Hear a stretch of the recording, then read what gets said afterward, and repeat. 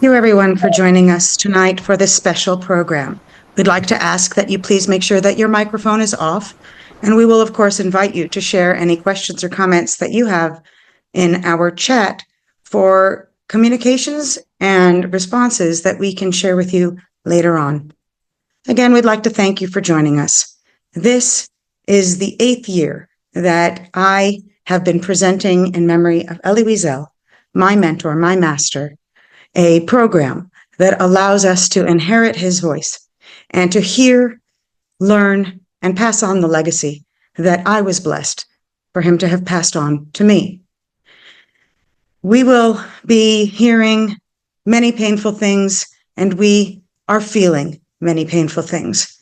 And these emotions are a very important part of what makes us human as Jews, as people in the world facing somewhat of an existential crisis, one that takes us back in time, one that reminds us, unfortunately, a little too much about history.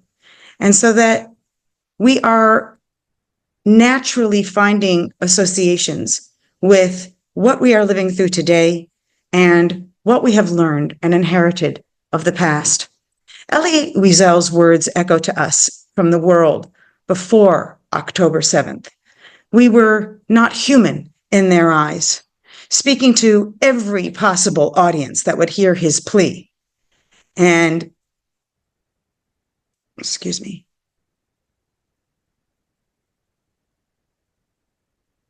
I just want to be able to let in all of our attendees and make sure that they are able to participate in this special experience. So please, thank you for your patience tonight. So again, Elie Wiesel's words do echo to us from the world before October 7th, that we were not human in their eyes, he proclaimed, speaking to every possible audience that would hear his plea, to recognize the patterns that repeat themselves, to give voice in resistance to the tyranny of hate-driven ideologies. The Jews, not seen as human, were the acceptable target of persecution and extermination. October 7th reminded us of the same negation of Jewish humanity and how it remains and is becoming increasingly embedded in the societies that we are living amongst. First, they tried to eliminate the Jew from the world. Then they sought to erase Jewish suffering through universalization of the Holocaust, which has since transformed into the glorification of terror as they distort blood libels and to suit the new agendas of the day, all while perpetuating the continued dehumanization of the Jew. Jews and Jewish rights disappear in the eyes of those who continue to call for another genocide of the Jewish nation, for the continued inhumane treatment in the media, in schools and textbooks, art, politics, in every realm of the society in which we are living, the time in which we are living, a time that somehow feels as if it is a time from the past that we thought had disappeared, but instead we realize there is a common thread that runs through every generation that allows the continued dehumanization and demonization of the Jews.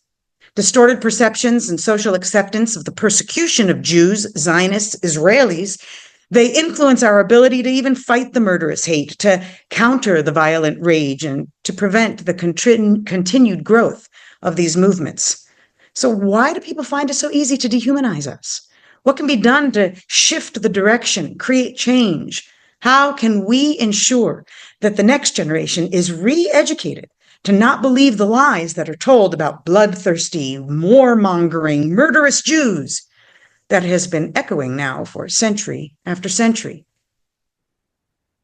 I'd like to welcome you to hearing how Elie Wiesel's voice guides us through the experience and through the path towards finding hope and resilience, even in the face of the threats that surround us. I am Dr. Elana Heideman,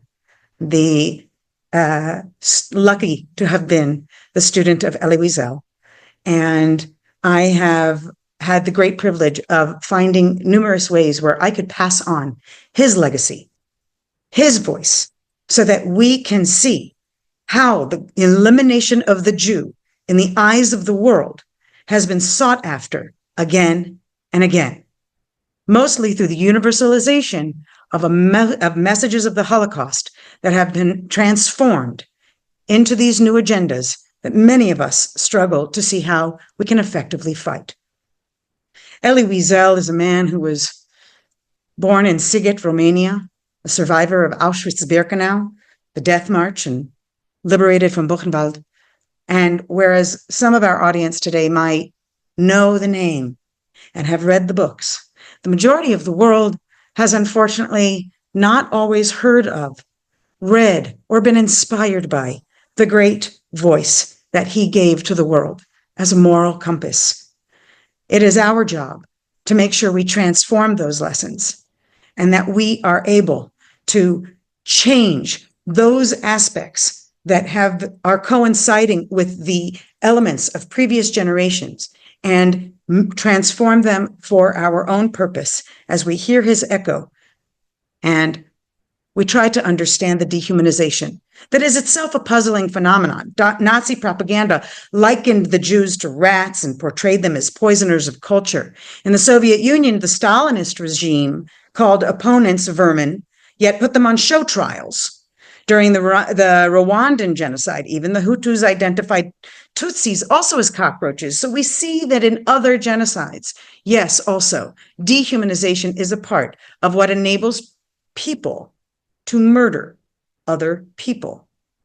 The examples, they reveal the tensions that the dehumanizers are able to perceive themselves and portray the victims as opposites to one another. We see this opposition existing all around us. Israel as the agent of evil, soldiers and Netanyahu and leaders of Israel as the demons, as if there exists the nefarious scheming threat as if Israel is committing the genocide. But in fact, the genocide that is being called upon the Jews is being completely disregarded in too many arenas. Now, of course, we see many acts of resistance today that we did not see in the previous epoch of fighting against the dehumanization of Jews. And we must be grateful that we are able to learn from the past and to be not only overcome the moral barriers that we feel with wanting peace, with wanting the best for humanity and all innocent civilians everywhere, but that we also must recognize that the mass elimination of Israel and Jews continues to be the priority on a growing global agenda. Dehumanization requires that perpetrators both deny and acknowledge the humanity of their victims, characterized primarily by a belief in a subhuman essence of the targeted group, and in this case, the Jew. The mental picture of the other as a threat creates a demonized version. So we're seeing this today. Instead of targeting the Jew, we are seeing it, of course, targeting Israel, the Zionist, and other terminologies that are being used so that they can encourage others not to hesitate in their efforts to torture or kill someone who is actually a human being, just like themselves. Elie Wiesel once asked, why do we hate? Do we hate because he reminds me of myself? Or do I hate the other because he reminds me of someone who is not myself, anything but me, and therefore a threat to me? The conceptual disfigurement enables the deterioration into violence, which revolves around a continued denial of the ever-present metaphysical element, a subhuman moral character. The Jew, generation after generation, has been the target of this pattern of dehumanization and demonization, transformed to meet the style and purpose of each time and each context. And we saw the effects of this dehumanization through education and family and the spread of social messages on October 7th. And we're seeing it every day since.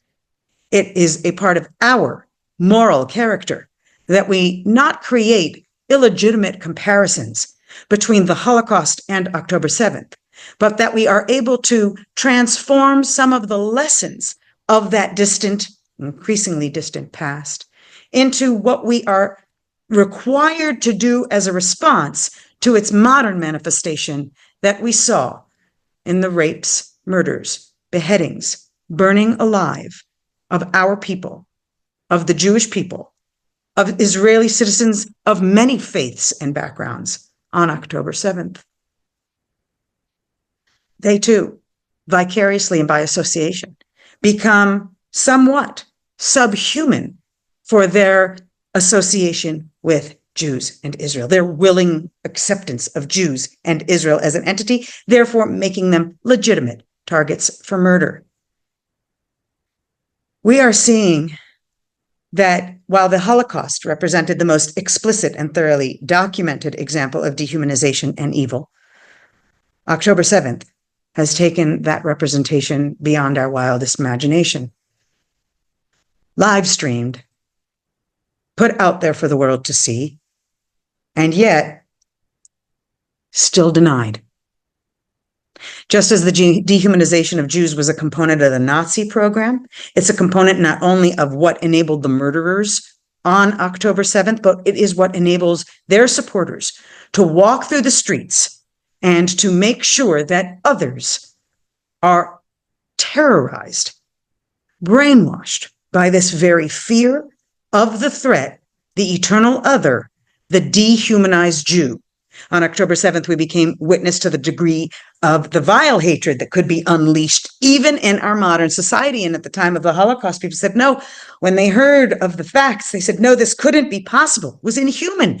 Our society, our civilization would never allow that. We are saying the same thing today, and yet we must wake up to see that writing on the wall and learn the lessons so that the details don't shock our minds and souls so much anymore, even if they defy our human senses with the sheer unmitigated brutality of what we witnessed. The dismemberment of human beings used as playthings by Arab, Muslim, Palestinian jihadist murderers is something that echoes the very essence of the dehumanization that justified the atrocity when it took place during the Holocaust. Therefore, we must call out every example of the dehumanization and find methods of response. Isn't always easy, and it isn't always done through advocacy. Sometimes it can be done through opening the mind and the heart of our fellow friends, community members, colleagues, others who can help us stop the process of the anti-Semitic dehumanization and give the core facts that they can use in order to counter these blood libels and these lies. What we could never envision was forced so much in front of our eyes on October and after October 7th. And with each of the testimonies that we have heard from the released or rescued hostages, we've witnessed our precious family members being abused as animals, regarded as less than human in the eyes of their captors and the ideology that they possessed. Since the fateful day, the world has embraced this idea that Israel and Jews deserved rape, that they should be denied the rights of any other human beings. Verbal and visual manifestations of Jews as subhuman is therefore pulled from the playbook of the generation that precedes us. And when the Nazis succeeded in implementing a process of dehumanization of the Jews that fostered and enabled their extermination with willing acceptance, indifference, and involvement of whole societies, we are seeing the pattern repeat itself. So today, with the help of terror organizations or apologetics and apologetic governments and organizations and local communities and educators and educational institutions, not just academic, but let's not forget the lower level of the educational institutions that are brainwashing children from a very young age with this very same dehumanization, even now embedded in the diversity and equity, inclusion curriculums, or whatever label they might take. They are at their core dehumanizing Jews, dehumanizing Israel, and enabling demonization and continued hate so that their goal of the genocide in a modern day can be made possible. The violent extremists, the warped logic of blood libels and blame, the German concept of Untermenschen is now being put upon Israel, Jews, and even Judaism, as well as Jewish history. Because it always conforms dehumanization to the same pattern, more or less.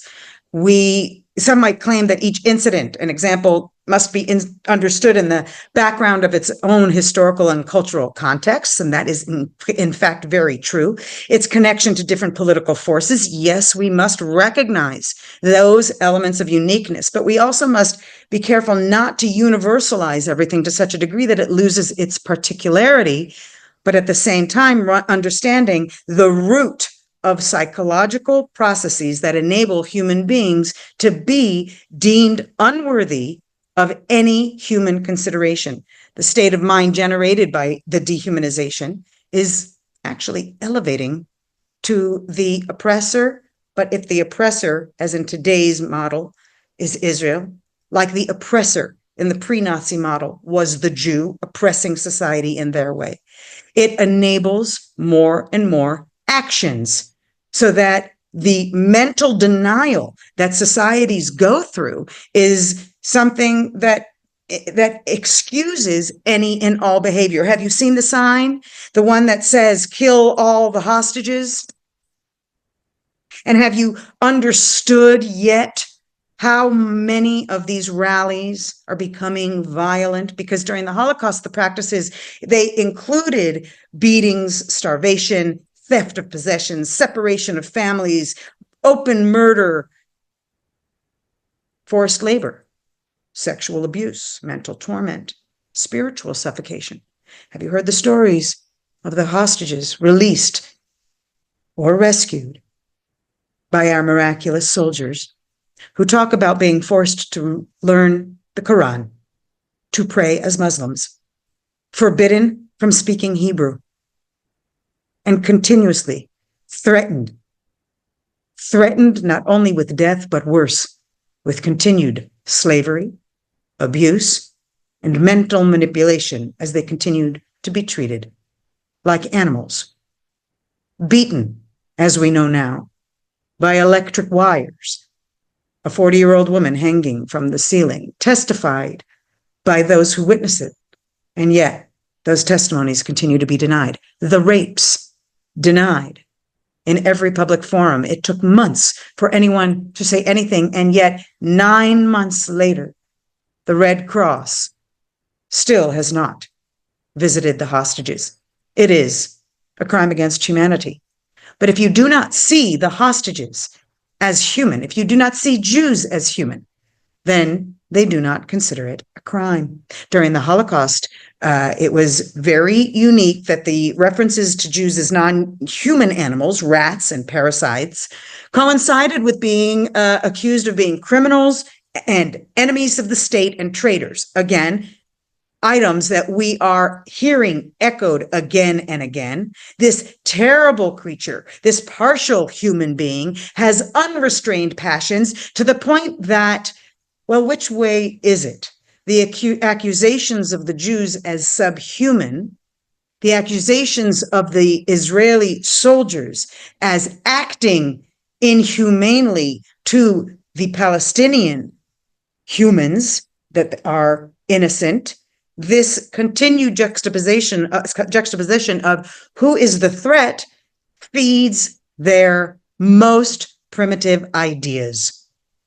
And it feeds the desire of the common society to say there is someone we can blame, and that someone is not actually worthy of any consideration. And just like the Nazis themselves, they became nothing but a creature without a name, a man without a face, a woman without a destiny. We've seen our faces. We've seen the faces of those who have been kidnapped, forced to show their pain through Hamas testimonial videos, We see their humanity, but we also know the psychological terror that's being imposed by using that humanity to also feed the idea of the Jew as a subhuman. Was it a watershed moment, the Holocaust? Today, when we see Jews increasingly, young and old, portrayed similarly as they were then, the public is dividing up humanity, placing priority on the elimination of Jews, Jewish history, Jewish rights, and increasingly controlling the freedoms of everyone. Anti-Semitic, anti-Israel, anti-Zionist propaganda by today's rhetoric contains references to Jews as also as criminals, enemies, and traitors, and they are becoming divided, ranked, labeled, and enslaved mentally by the social acceptance of this dehumanized Jew hatred. Those who do not join them, or those who show weakness and are in danger of being attacked, and God forbid, killed, again, as they call for October 7th again and again. This public execution was not only live streamed and continues to be denied, but the idea of the blood-sucking Jew feeds through the way that they claim the rape is resistance. The perception continues to beat whole societies and whole communities of Jews into silence. It makes us incapable of responding. And we've seen this before. Because it was already in early 1930s, and I believe it was 1936, Joseph Goebbels gave a speech where he said, subhuman exists in every people as a leavening agent for our great cause, and the Jews are the superhuman, the super manager of, I'm trying to translate from the German, into of all of the subhumans. A proverb, for example, that was used where the Jew may have the human wrapping, but he lacks what makes him human on the inside. Another famous example was used in the term Untermensch, was in a brochure that was of that name, distributed by the Reich Security Main Office under the directions of Heinrich Himmler. The contents of Der Untermensch extensively emphasizing that the Jews are the decisive leader of all subhumans, and it was published in 1942. This is prior to the onset of Operation Barbarossa, which was the mass killing of the Jewish population. It is around 50 pages long, and it portrayed the natives in the Jews in such a negative way. But nearly 4 million copies of the pamphlet were printed in the German language and distributed amongst German-occupied territories. Thinking about how the lies spread today around the world in a mere nanosecond, the number of minds that they're able to infiltrate with their dehumanization is frightening. And it will take every effort on the part of every Jew and friend of Israel to counter the trends before they continue. These same accusations being spewed today, they just swap out the word Zionism and Israel, and the threat remains a replica of the predecessors of demonization of Jews and Jewish existence that we must all stay aware of. Back then, in that hell, the night was pitch black. From time to time, a shot exploded in the darkness. They had orders to shoot anyone who could not sustain the pace. Their fingers on the trigger, they did not deprive themselves of the pleasure. If one of us stopped for a second, a quick shot eliminated the filthy dog.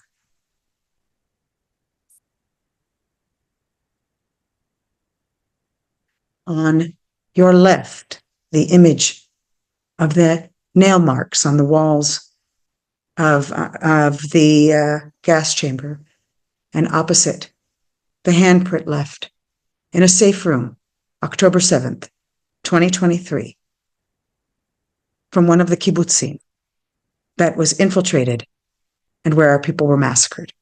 The dehumanization justified the extermination or attempt to exterminate in each instance.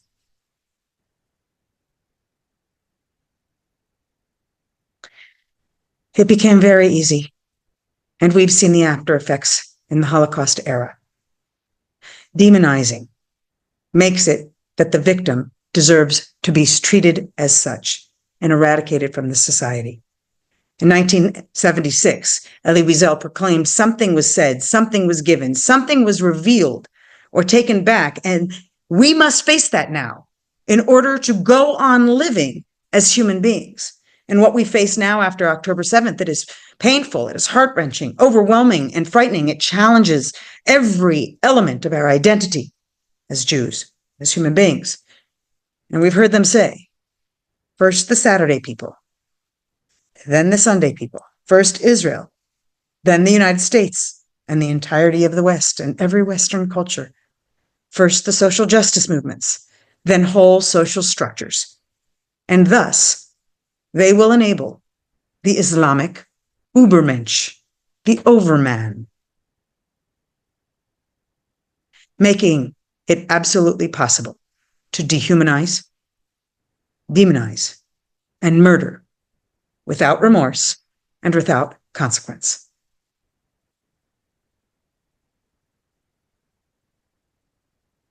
How are we to make sure that the Jewish people survives in the world which wants no part of us, even if they may need us? Elie Wiesel asks, how are we to reconcile our people with its history, and more important, with its God, who places himself, as he places us, above history? These questions, closely linked, go beyond their immediate implications. They go beyond man. Indeed, during the Holocaust, they transformed the Jew into the subhuman entity, not only to the minds of the masses, but also attempting to do so in the minds of themselves. The most extreme of these examples was that of the Sonderkommando, the special squads who were responsible for burning the corpses of their own people. Among the discovered pages of testimony were those of a man called Zalman. And as testified by one of Elie Wiesel's writings, he says he read this diary and his heart stopped. Today is Tisha B'Av, Zalman had written, and the good Hebrew date and the Gregorian date. At 10 o'clock in the morning, I have just burned my parents. 10 minutes later, I have just burned my wife. 10 minutes later, I have just burned my children. I write with sobriety and with a dryness that chokes me. The killing was done by the Germans, but we, the Sonderkommando, were the last to see the victims in their humanity.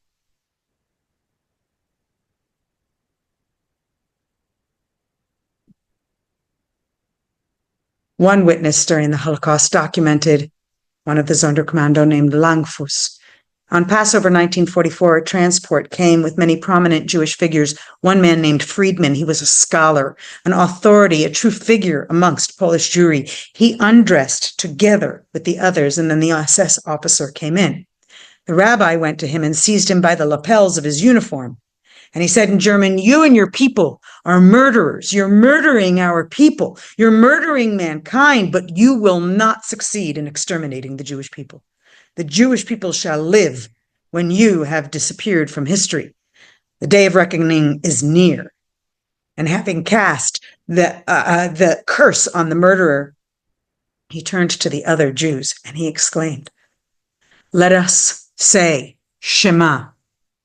And they shouted together those eternal words, a sublime moment, and a moment which we have never experienced before. But in a post-October 7th world, we have heard the stories of those who have experienced it again. Saying Shema from the echoes of closets and under beds, finding hidden places, such as a group that I know that hid under a greenhouse in the middle of a field, under a cement structure, and only by the gift of a Bedouin Arab were they actually saved from being handed over to the terrorists. And together, secular and religious alike, they recited Shema because they truly believed their last moments had come. Can we experience this again? We are seeing our generation raise their voice in a collective Shema Yisrael. There have been collective prayers, global prayers being live streamed from the Kotel. What a generation we live in.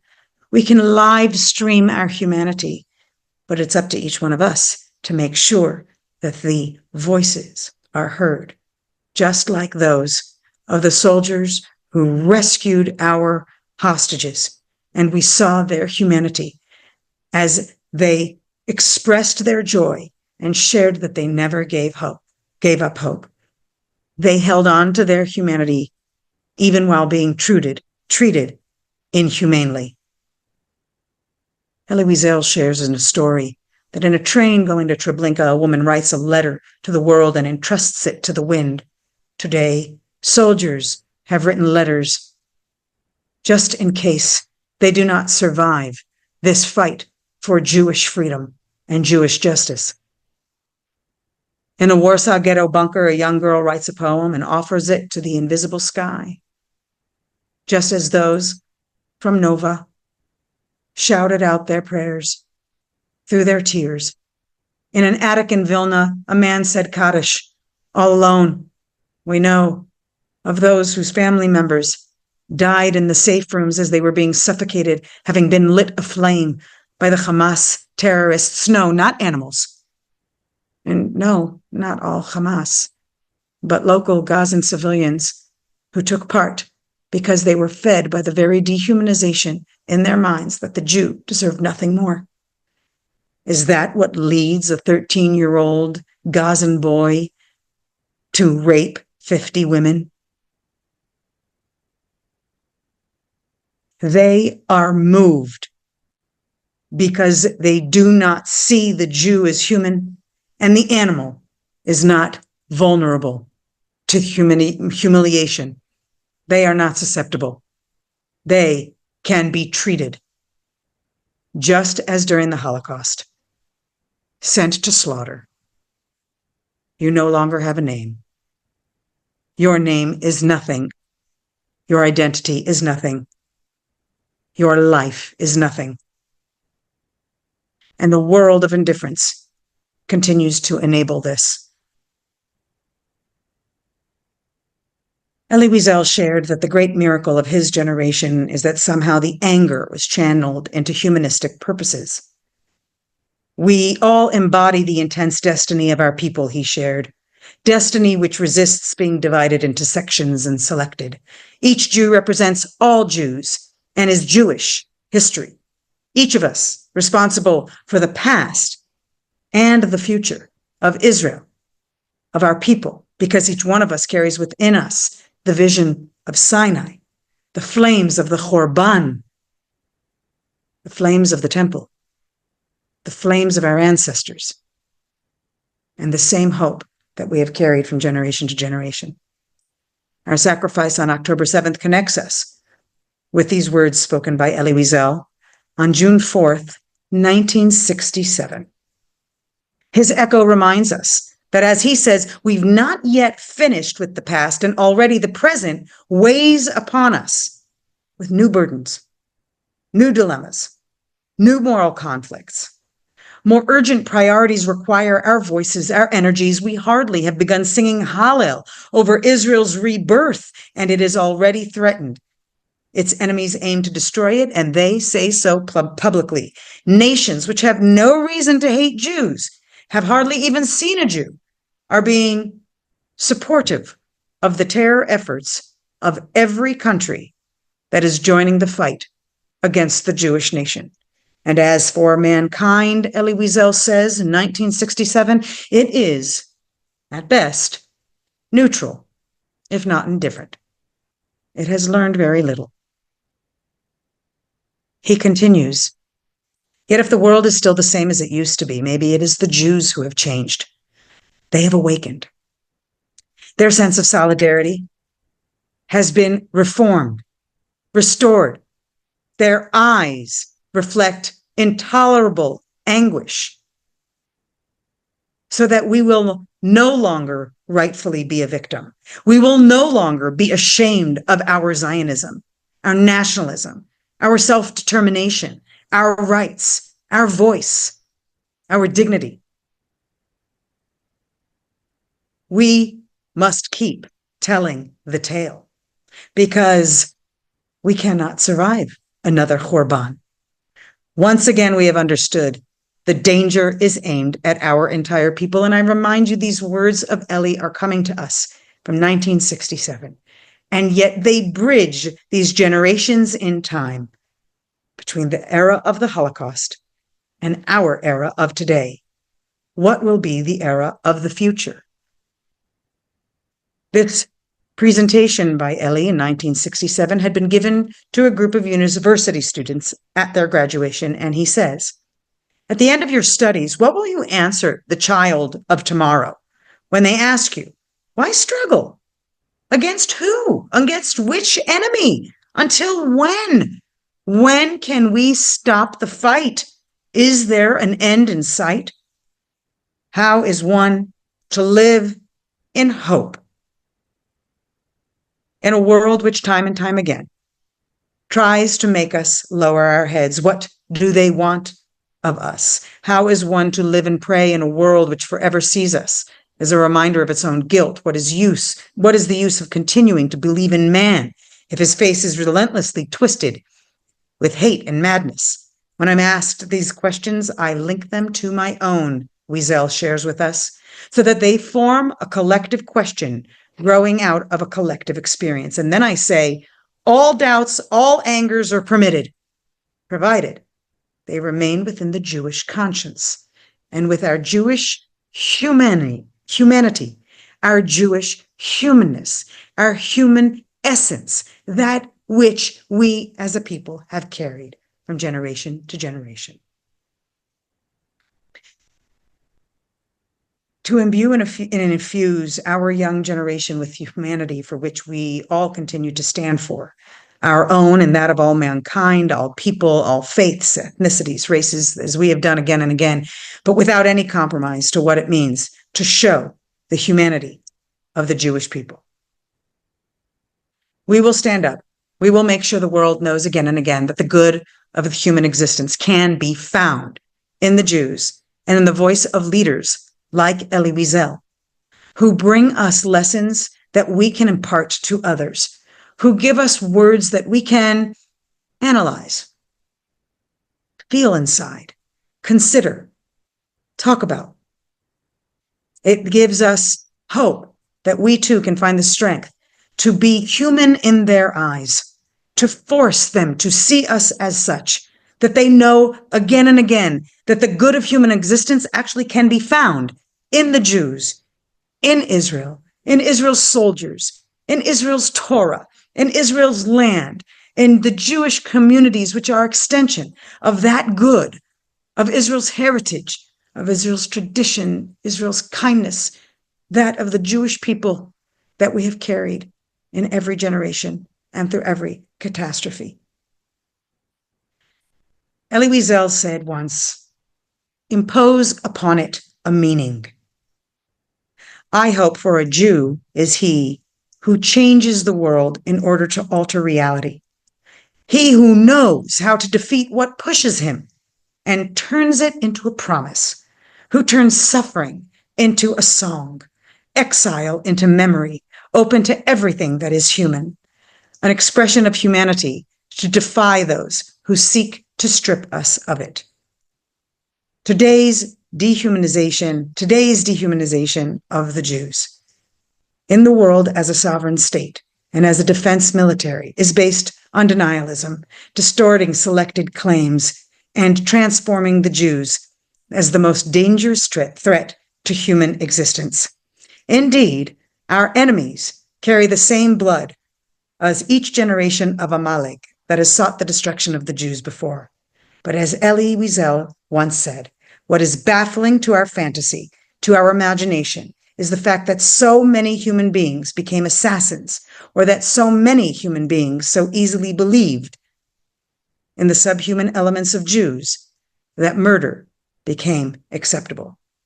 We must transform the present because they have perfected the terminology They have perfected deflection and transference of blame so as to make the Jew the oppressor, the demon, the unhuman.